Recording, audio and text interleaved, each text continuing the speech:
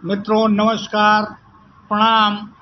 मैं प्रवीण कुमार सिन्हा एक बार फिर से विकलांग साथी ट्रस्ट को रिप्रेजेंटेटिव करता हुआ आपके सामने दिव्यांगम चैनल पे आप सभी लोगों का हार्दिक अभिनंदन और स्वागत करता हूं।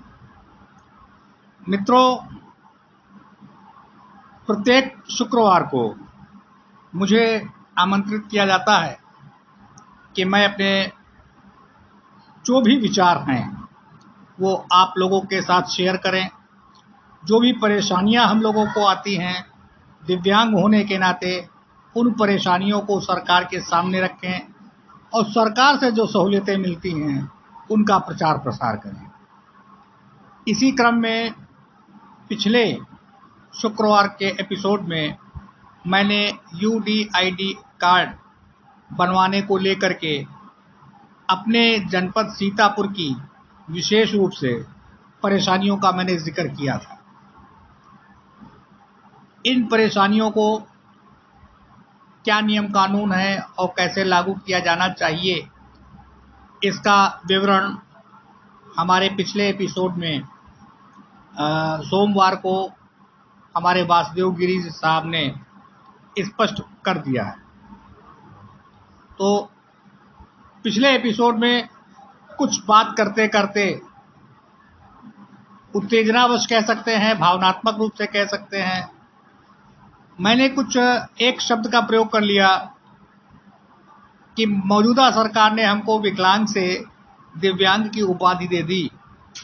और मैंने उसमें एक बात आगे और बढ़ा दी कि अगर आप हमको चाहे दिव्यांग कह दें, चाहे मैंने हिंदू धर्म के देवी देवताओं का नाम लिया, चाहे हमको आप उस नाम से संबोधित करें, लेकिन अगर हमारी मूलभूत ज़रूरतों में और हमारी सुविधाओं में अगर कोई तरक्की नहीं हो रही है, सुधार नहीं हो रहा, तो आप हमको कोई भी नाम दें, मेरे लिए वो कोई मायने नहीं रखती। मेरा कहने का कुल भाव ये था। लेकिन हमारे कुछ दर्शकों को इस बात की आपत्ति हुई कि मैंने हिंदू देवी देवताओं का नाम अपने पिछले एपिसोड में लिया। मैंने किसी की भावनाओं को आहत करने के लिए हिंदू देवी देवताओं का नाम नहीं लिया। मैं भी एक हिंदू व्यक्ति हूँ। मैं अपने देवी देवताओं को अपमानित नहीं कर सकता, लेकिन साथ ही साथ मुझे इस बात का बहुत दिली रंज भी है कि मैंने अगर अपनी तुलना के साथ गणेश जी का नाम लिया, माफ़ी चाहता हूँ, मैं आज फिर शायद मेरी बात से वो लोग आहत हों, मैंने गणेश जी का नाम केवल इसलिए लिया कि जो कहानी हम लोग जानते हैं उस कहानी के हिसाब से गणेश जी को हाथी का सर लगाया गया था। हमारे लोग के भी कई लोगों के नकली पैर लगे हैं, नकली हाथ लगे हैं। मैंने इस लिहाज से गणेश जी का नाम लिया था। अब जरा ये सोचिए कि जिन लोगों को केवल मैंने अपने नाम के साथ गणेश जी का नाम जोड़ लिया, इस बात से अगर आपत्ति है तो वो दिव्यांग शब्द के साथ कितना न्याय कर पा रहे हैं। खैर, ये विवाद का विषय है। मैं फिर से हाथ जोड़कर आप सब लोगों से माफ़ी मांगता हूँ अगर मेरी किसी भी बात से आप लोगों की भावनाओं को ठेस पहुंची तो। मित्रों, पिछले कार्यक्रम में मैंने यूडीआईडी कार्ड बनाने की परेशानियों का जिक्र किया। आज मैं किसी और नए मुद्दे पे अभी चर्चा करने से पहले अपने आज के ही एपिसोड, जो हमारे विकलांग साथी ट्रस्ट के महामंत्री जनाब हुसैन रजा साहब का था, उसमें उन्होंने तमाम तरह की जो सहूलियतें कोरोना के टीके को लेकर के विकलांगों के लिए बनाई गई हैं उनका जिक्र किया। साथ ही साथ उन्होंने एक बहुत ही हृदय विदारक घटना जो लखनऊ में ही घटित हुई, एक मानसिक मंदित महिला के साथ समाज के कुछ तथाकथित संभ्रांत लोगों ने जिस तरह का दुराचार किया है, मैं तो निंदा करता ही हूँ। विकलांग साथी ट्रस्ट का प्रत्येक सदस्य निंदा करता है। दिव्यांगम चैनल के एग्जीक्यूटिव बॉडी से लेकर एक एक श्रोता तक इसकी निंदा करता है। और मैं आप सभी लोगों से सामूहिक रूप से ये अपील करना चाहता हूँ कि आइए इस मानसिक मंदित बेटी के लिए, न्याय के लिए हम लोग पहल करें। अगर आप मेरे इस मांग से सहमत हैं तो कमेंट बॉक्स में वो अपनी उपस्थिति जरूर दर्ज करें।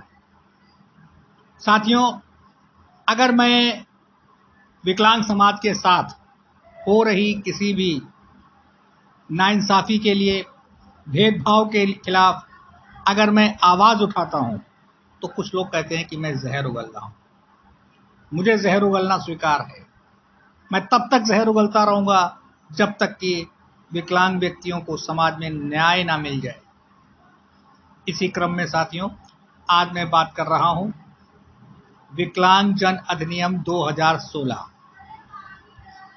इसकी जो शुरुआत है, मैं उसी के खिलाफ हूं। मुझे समझ में नहीं आ रहा कि सरकार ने क्या सोच करके इस प्रस्ताव को मंजूरी देकर कानून बना दिया। सन 1995 में जब तत्कालीन सरकार ने हम लोगों को समाज कल्याण से अलग करके विकलांग कल्याण के नाम से एक नया विभाग दिया, उस समय हमारे पास कुल 7 कैटेगरी के विकलांग आते थे। लेकिन सन 2016 में जो 2011 की जनगणना के आधार पर हुई, हाँ, एक बात और बताना रह गई कि 1995 में हमारा आरक्षण 3% था और सन 2016 का जो अधिनियम है, इसमें हमारे आरक्षण को प्रस्तावित किया गया था 5%। सरकार ने एक बहुत बड़ी नाइंसाफी का हम लोगों के साथ काम किया कि हमारे उन 7 कैटेगरी के साथ सरकार ने 14 और तरह तरह के विकलांगजनों को विकलांगता की कैटेगरी में जोड़ दिया। रक्त संबंधित तमाम बीमारियां, थैलेसीमिया, हीमोफीलिया और बौनापन और कई तरह की योजनाएं हैं, विकलांगताएं हैं, जिनको सरकार ने हम लोगों के साथ जोड़ दिया। और साथ ही साथ ये भी कहा कि अगर इन लोगों के पास भी न्यूनतम 40% का विकलांग प्रमाण पत्र है तो ये लोग भी नौकरियों में आरक्षण पाने के लायक हैं। मगर जब आपने 2011 की जनगणना के आधार पर हमारा आकलन किया और हमको 2,68,00,000 की गिनती में आंका, उस आधार पर आपने इन 14 लोगों को और हमारे साथ जोड़ दिया, तो साहब आप अपने आप ही इस बात का आकलन करिए कि हमारे कुल सरकारी नौकरियों में रिजर्वेशन 4% का है। अगर आप खुद हमारे इन 4% के बैकलॉग को पूरा करेंगे तो क्या आप अपने बनाए अधिनियम के साथ न्याय कर पा रहे हैं? 21 तरह के विकलांग हमारे साथ हैं और हम उनमें से कुल 4% लोगों को ही सरकारी नौकरियों में आरक्षण दे रहे हैं और 17% लोगों को हम किनारे बैठा देते हैं कि आप किसी भी किस्म से आरक्षण के पात्र भी नहीं। अब बताइए, इसमें अगर कोई मैं गलत बात कह रहा हूं तो बताइए। साथियों, मैं समझ नहीं पा रहा हूं कि सरकार की क्या नीति है और उन तमाम राजनीतिक दलों की क्या नीति है जिन्होंने इस पर 2 दिन के अंदर अपनी सहमति दे करके से कानून का अमली जामा पहनाया। अधिनियम 2014 को दिसंबर 14 तारीख को लोकसभा में पेश किया गया, दिसंबर 16 तारीख को उसको लागू भी कर दिया गया। राज्यसभा ने पास किया 16 तारीख को और उसे तत्काल प्रभाव से 30 दिसंबर को लागू भी कर दिया गया। मित्रों, मैं इस बात का खंडन करता हूं और इसमें जो अभी मैंने पिछले एपिसोड में आपको बहुत बारीक से एक समस्या बताई थी यूडीआईडी कार्ड के बारे में, और आज मैं आपके साथ शेयर करूंगा रेलवे कंसेशन फार्म के बारे में। जी हाँ साथियों, रेलवे कंसेशन फार्म यानी रेल रियायत प्रमाण पत्र कैसे जारी होता है और इसका लाभ किन किन लोगों को मिलता है। जो विकलांगजन 50% या उससे ज़्यादा प्रतिशत के विकलांग हैं, उनको सरकार रेल रियायत प्रार्थना पत्र देती है। अब रेल रियायत प्रार्थना पत्र कुछ समय पहले तक जिला चिकित्सालय में जैसे विकलांग प्रमाण पत्र पहले बनते थे उस तरह से बना दिए जाते थे। बहुत साधारण तरीका था। विकलांग जाता था, रेलवे का फॉर्म लेकर के, डॉक्टर उस पर सहमति दे देता, आपका पास बन गया। अब सरकार ने क्या नियम बनाया है कि जो रेलवे कंसेशन फॉर्म है उसके साथ आप 2 सेटों में अपने आधार कार्ड, विकलांग प्रमाण पत्र और रंगीन पासपोर्ट साइज फोटो या टिकट साइज फोटो लेकर के आप अपना रेल रियायत प्रमाण पत्र पहले जिला अस्पताल में पास कराएं, फिर उसके बाद अपने संबंधित डीआरएम ऑफिस जाएं। ये जरा सोचिए, एक मंडल में 5 जिले हैं, एक जिले का क्षेत्रफल कितना होता है, और अगर उस किसी भी एक जिले का सुदूरतम गांव को आप ले लीजिए, वो वहां का विकलांग किस तरह से अपने रेलवे मंडल कार्यालय जाएगा। अगर एक चक्कर उसका काम ना हुआ तो कैसे काम करेगा। जो 80%, 90% सड़क पर फिसल के चलने वाले विकलांग सामान्यतः देखे जाते हैं, जो ट्राईसाइकिल पर ही बैठे रहते हैं, उन लोगों को अगर रेल रियायत प्रमाण पत्र बनाना पड़े तो वो अपने सहयोगी के साथ किस तरह से केवल प्रमाण पत्र बनाने की जंग को ही लड़ेंगे। जिंदगी की जंग तो बहुत दूर की बात है। मैं और जनपदों की बात नहीं कर रहा, मेरी बात को संकुचित विचारधारा से ना देखा जाए। मैं अगर अपने लखनऊ मंडल की ही बात करूं तो एक हमारे पड़ोस में एक जिला है लखीमपुर। लखीमपुर का एक बहुत ही सुदूरतम इलाका है भीरा। भीरा के पास के अगर किसी गांव के विकलांग को अगर लखनऊ जाना पड़े तो उसके लिए तो 1 दिन का समय खाली लखनऊ जाने का चाहिए। यहाँ पर सरकार कैसे न्याय कर पा रही है, ये सरकार को तय करना है। और क्या ये सरकार की व्यवस्था उचित है, इस पर आपको निर्णय लेना है कमेंट बॉक्स में अपने उत्तर दे करके। हाँ, सरकार ने एक व्यवस्था बनाई है कि divyangsahayak.com पर ऑनलाइन आप आवेदन कर सकते हैं रेल रियायत प्रमाण पत्र प्राप्त करने के लिए। मगर फिर वही बात है कि हम वहाँ पर आवेदन करें, उसके बाद हम उसके राह तकें, जो हाल हमारे यूडीआईडी कार्ड का हो रहा। जरा गौर करें, सरकार से अपील करें, सरकार को कुछ अच्छे सुझाव दें कि वो विकलांगों के लिए कुछ सहूलियतें वास्तव में सहूलियतों के रूप में जारी करें, परेशानी बढ़ाने के लिए नहीं। जैसे पहले व्यवस्था थी कि आप मुख्यालय पर जाएं और अपने संबंधित डॉक्टर से प्रमाण पत्र ले लें, वो ज़्यादा उचित है।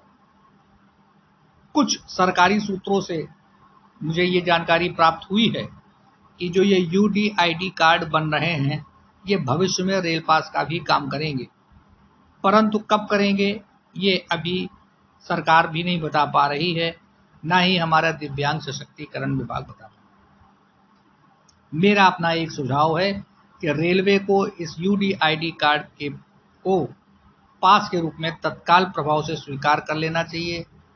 उसका कारण है कि जब यह रेलवे पास में भी मान्यता प्राप्त कर लेगा तो इसको बनाने में और भी तेजी आएगी।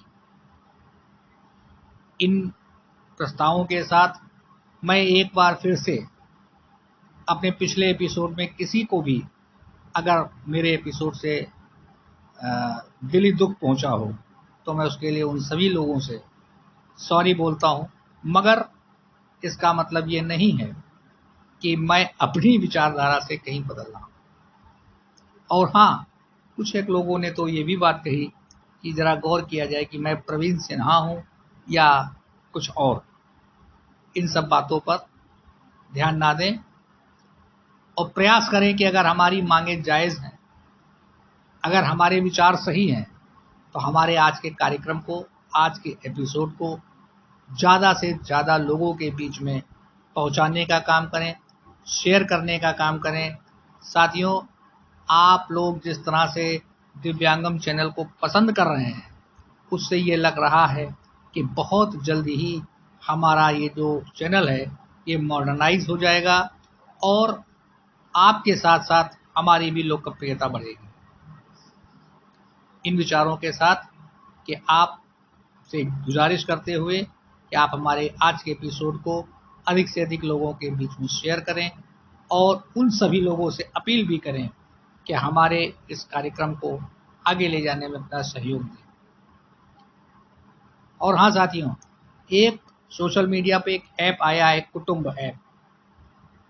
वो विकलांगजन के ही, विकलांग साथी ट्रस्ट के ही सौजन्य से है। इस कुटुंब ऐप से जुड़ें, विकलांग साथी ट्रस्ट के सदस्यों का हौसला बढ़ाएं। धन्यवाद।